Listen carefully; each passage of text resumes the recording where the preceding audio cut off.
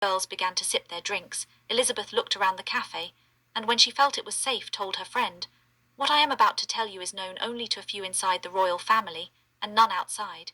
It is a secret so deep and dark, and could change the world if widely known, and I fear that this secret has reared its ugly head once again." Lauren looked at her friend with a look of fear and confusion on her face, and allowed Elizabeth to continue. "It has to do with Hitler's murders, the American who visited the Prime Minister, and it may be difficult to understand, Jack the Ripper." At the mention of a mysterious murderer from an earlier century, Lauren could not keep silent and with a quiet outburst whispered, "What on earth could Jack the Ripper have to do with anything?" Elizabeth just continued, "I'll explain." She started, "We have encountered something that is strange and unknown to most, but not unknown to the royal family.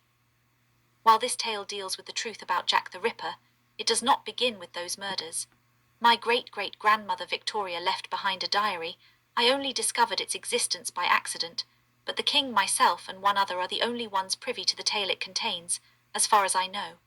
A tale, mind you, that is so incredible as to read like a work of fiction, but I assure you the tale Victoria recounted in the diary actually happened."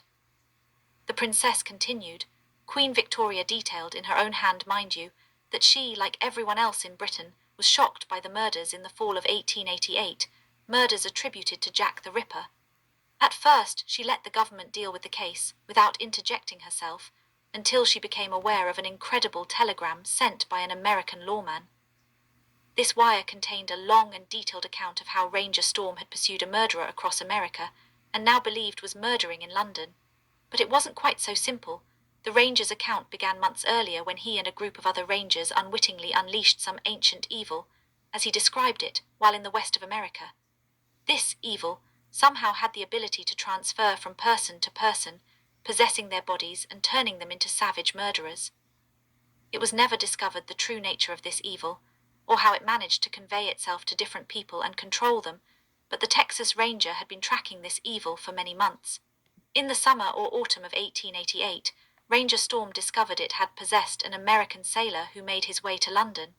It was then that Victoria became involved, albeit a clandestine participation.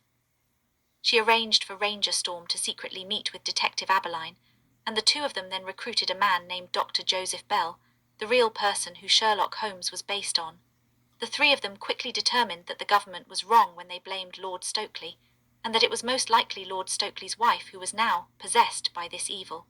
They then discovered, to their horror, that Lady Stokely was going to have a personal audience with Queen Victoria herself. Discover the truth about Jack the Ripper, and how Queen Victoria became personally involved in the identification and destruction of this evil in the new book Queen Victoria vs. Jack the Ripper, now available in paperback on Amazon. It is a fascinating tale which completely rewrites the Jack the Ripper genre. Buy it now on Amazon.